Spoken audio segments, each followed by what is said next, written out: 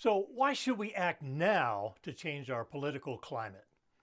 This is easy for a Democrat. Scary things are going to happen under Trump. Trump supporters might say, let's give Trump a chance. But remember, Trump might not have won the election. Regardless, every 4 years it changes. So let's focus together on fundamentals. I think we can agree on many things. First up, politicians get swept up by the power and the spotlight. Career politicians. They can't let go, even at a ripe old age.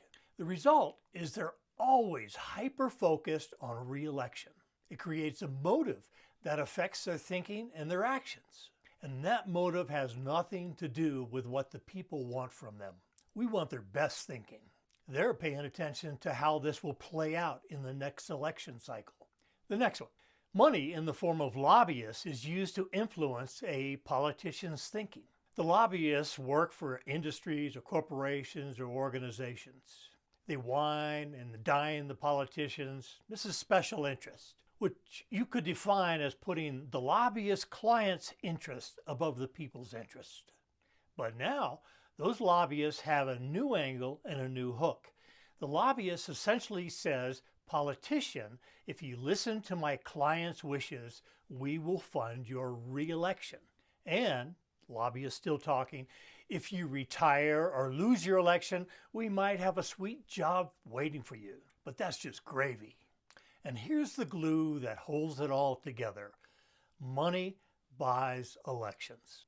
You and I cannot sort out the truths and the untruths in the media blitz that's coming at us.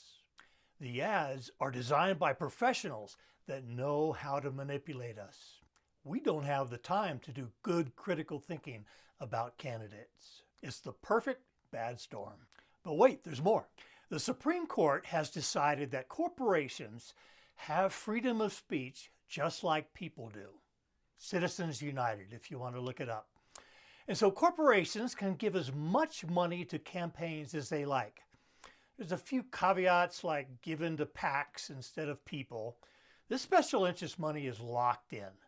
We likely can't change it without changing the Constitution. Money is buying influence. Let's make it worse. Political parties, which are not mentioned in the Constitution, political parties have worked their way into the power structure. Political parties have gotten embedded into the congressional rules. If a politician does not follow their party's policy and goals, that politician may not be given a spot on a committee. They may not be given any airtime speaking for the party, which is important for their re-election. They might not be supported by their party in the next primary. In other words, the party might choose somebody else to run in that congressional spot. No money for you. Stay in line or else. And now for our current situation. How much power does a president have? We're finding out, right? The Constitution is not a detailed document, and many laws and appropriations are vague.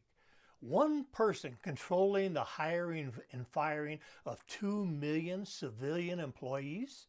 One person deciding how to spend money? I know it's more nuanced than that, but still. No declared war, but a military action? What were we thinking? It's held together so far, but they're probing at the weak spots. And don't think it's just a Democrat or Republican thing. It's a power thing. And finally, do you feel like your voice is being heard? Couldn't it be better? Much better? Congressional change is dangerous. The people need to be in solid control if we are going to make changes. So let's get in control. Thank you for watching.